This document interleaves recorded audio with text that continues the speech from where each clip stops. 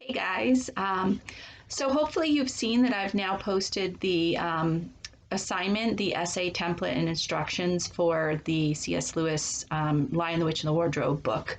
So what I wanted to do today is I wanted to just give you a little bit of a biography of C.S. Lewis. I don't want to step on the toes too much of the author group who's going to be writing something up and posting it in discussions, but I did want to just lay a little bit of groundwork, particularly related to C.S. Lewis's his belief system and the type of faith that he had that came to inform his works so heavily, especially Lion, the Witch, and the Wardrobe. Just a little bit of backstory to give you some insights into who he was. If you see me glancing to the side, it's because my notes are on my second screen over there, so that's what I'm looking at. So basically, C.S. Lewis he came from a long line of, there was a Methodist minister, was one of his grandfathers. He had relatives, ancestors on his mother's side, particularly, who had been bishops in Ireland and things like that. So he did have some religious background, enough to make his parents what we would call nominal Anglicans, meaning that they took him to church and things like that. But they weren't a particularly religious family. It was just sort of part of their family heritage, and it was something that they did kind of as a matter of tradition, as most people did up until a couple of decades ago, honestly. C.S. Lewis's mom died of cancer when he was only 8 years old, and this proved to be a real formative experience in his life. It left a huge void, obviously. His mother had been a brilliant woman. She was a mathematician, college graduate. His relationship with his father was very strained. He was not close to his father. His father was not very approachable. His father was a police lawyer. I don't know if that factored into his personality at all, but that made him just a hard person to be close to. So C.S. Lewis's main companion growing up was his brother, Warnie, and the two of them were very, very close and spent a lot of time together. Lewis was always a pretty precocious, brilliant little student from the time he was a little kid. By the time he was 10 years old, he had read Milton's Paradise Lost, which I confess it took me about 4 tries to get through, and I only finally made it to the end about 5 years ago. So it's a tough read. But anyway, his home was not a particularly happy one. He spent a lot of time alone. The inspiration for his book, The Lion, the Witch, and the Wardrobe, with children kind of left to themselves, is something that he and his brother Warnie would have related to pretty strongly. He, as all British boys did, went to boys' schools in England between 1908 and 1914. He went to 4 different schools. These were tough places to be. If you've ever read any of the stories by Roald Dahl, the horrifying way that schoolmasters are and school teachers are portrayed is pretty darn accurate. They were downright abusive. There was a lot of really hard stuff that went on in those places. A lot of people were scarred for life from those. And in fact, watch for it. You're going to see references to the fact that Edmund in our book was really changed for the worse by his experience at school, and that he was pretty much an okay kid until one year where he just seemed to kind of be changed. We don't get that until close to the end, but I think that Lewis was kind of drawing on his own experience there. It was the kind of place that could change you for the worst. So he grew up from the time he was school age as a self-proclaimed atheist. In spite of being dragged to church as a kid, he was an atheist, and he was most comfortable with that. He ended up going to Oxford. He worked with a tutor for several years who prepared him for his time at Oxford, and this tutor found him to be the most brilliant student of Greek that he had ever encountered or ever even heard of. He said he was the best translator of Greek plays that this particular prestigious professor had ever even come across or heard of. So he was very, very bright, very, very good with languages. one of the things that was drilled into him during his kind of high school years as he was preparing for Oxford was logic. The tutor that he worked with was huge on logic, and this made a huge impression, very, very formative impression on the way that C.S. Lewis's mind was wired to think. And we're going to come back to that in a little bit. Let's see, you see that a little bit in the book as well, where the uncle that they lived with is always bemoaning, what do they teach these kids in these schools? And what you'll see that he's kind of, seeing that is missing is logic, how to think logically and systematically and impartially. So anyway, we'll come back to that too. So Lewis's entrance to Oxford was delayed by being called into service in World War I. He ended up wounded. He had a shrapnel wound, and in this firefight, he ended up. It's as what I'm reading says, a quote is, he said that he was wounded by shrapnel, and once, to his relief, he found 60 German soldiers emerging from a fog with their hands up to surrender to him. There was some kind of a misunderstanding, and he ended up he survived that with kind of what seems like some kind of miraculous interventions on his behalf. Anyway, one of the things that people have had a lot of fun with writing about his story is that he had a close friend whose mother he became very close to, and he ended up actually living as a boarder in her house, renting a room from her for 30 years, and they became very close. And in fact, when she had to go into a nursing home in her very last days, Lewis visited her every day for over a year until she died.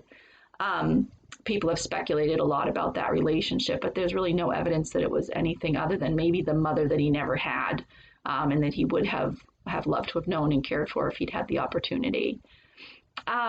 So he graduated with honors from university. Greek and Latin studies, English literature, and philosophy were his majors. At this time, 1916, when he was writing letters to his best friend, Arthur Greeves, he wrote, "I think that I believe in no religion. There is absolutely no proof for any of them, and from a philosophical standpoint, Christianity is not even the best. All religions, i.e., all mythologies, are merely man's own invention, Christ as much as Loki. In every age, the educated and thinking people have stood outside religion." So that was his view as a young man in 1916. But over the years, there was a gradual shift. In 1918, 2 years later, he wrote to the same friend, "I believe in no God, least of all in one that would punish me for the lusts of the flesh. But I do believe that I have in me a spirit, a chip, shall we say, of universal spirit." So he was starting to realize that there's something beyond the material. There's something immaterial and perhaps spiritual about the human being.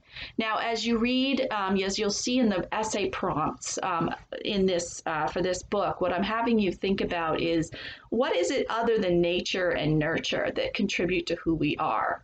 And this is something that you might think about. Is there another piece other than our genetics and our experiences? Is there another, even perhaps we might label it spiritual or intangible piece that shapes who we become? And if so, what is that? As time went on in those years of his young adult life, Lewis, not only was he reading widely and heavily influenced by one of my favorite authors, George MacDonald, who C.S. Lewis says became his literary master in writing. He says he never wrote anything to which he doesn't owe some credit to George MacDonald's influence. But as he was also in his time with Oxford, he was surrounded by people, different types, but Christian influences, not the least of which was J.R.R. Tolkien, who was a Roman Catholic and also taught at Oxford. So he lectured and tutored at both Oxford and at Magdalene College. Eventually, he ended up settling at Magdalene for a while and then moving to Cambridge as his permanent home. finishing out his professional life in Cambridge. So during these years, Lewis wrote about his journey, his philosophical and religious journey, and he said, "My own progress went from popular realism or atheism to philosophical idealism, from idealism to pantheism, from pantheism to theism, and from theism to Christianity." So it was a long, long road, taking him from even atheism to the theism, the belief in a God that he finally embraced. It's kind of funny to read his own words as he describes his conversion to theism, moving from believing there is no God to believing there is a God. It was in 1929, and he journaled about that experience, and he says, quote, "I gave in and admitted that God was God and knelt and prayed, perhaps that night the most dejected and reluctant convert in all England. But this conversion was only to theism. I knew nothing about the incarnation." So this really didn't have anything to do with Jesus or Christianity per se. It was just a conversion to theism, which was the biggest shift for Lewis. His conversion to actual Christianity and his joining of the Anglican Church and all of that really was almost a sub note to his conversion from atheism to theism. That was the real turning point for him. The move into actual Christianity came not until 2 years later, 1931, and it was heavily influenced by a conversation with Tolkien, where the two of them walked and talked all night about myth and Christianity, and he finally came away with an understanding into a definite belief in in a more traditional or Christian sense of theism.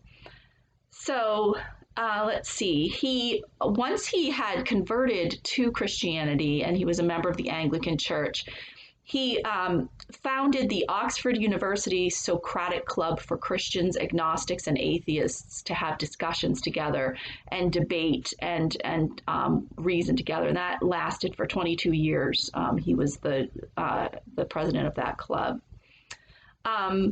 I've mentioned briefly, and others can write about this in the author thing, that he ended up marrying an American woman, Joy Davidman, when he was 58 years old. Initially, it was sort of a green card wedding, you might say, to get her to be able to stay in England and escape from an abusive ex-husband. But eventually, the two of them fell very much in love, and they had a very short-lived marriage because she had cancer. In fact, she had cancer and they knew it at the time that they got married. And then they had several happy years together while she was in remission. And then she got sick and deteriorated very quickly and died. And it was devastating. And C.S. Lewis wrote, published a collection of his grief journals called A Grief Observed, which is a powerful, powerful recollection of that time. I want to highlight one thing because it relates to our book.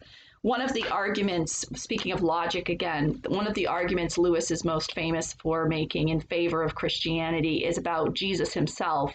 And he said that there are only three possibilities. Either Jesus was a liar, or he was a madman, or he was who he said he was. And I thought it was interesting to see that when the children go to the uncle because they're concerned about Lucy, when she keeps insisting that this Narnia that she reached through the wardrobe is a real place, this is the professor's answer. "Logic," said the professor half to himself. "Why don't they teach logic at these schools? There are only three possibilities. Either your sister is telling lies, or she is mad, or she is telling the truth. You know she doesn't tell lies, and it's obvious that she is not mad. For the moment, and unless further evidence turns up, we must assume she is telling the truth." I thought it was kind of neat that Lewis wrote into that chapter the exact thought processes that he's used many times as an apologist for his faith, why he believed in Christianity once he came around to that view.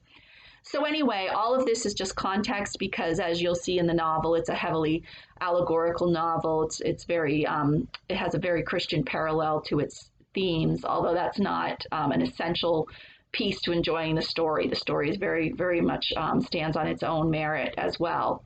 But track these characters, track these four children, and think about what is it beyond, what invisible, intangible thing beyond their nature and nurture contributed to shaping who they were as people, as characters. I look forward to continuing these discussions with you as you continue to read. Enjoy the book.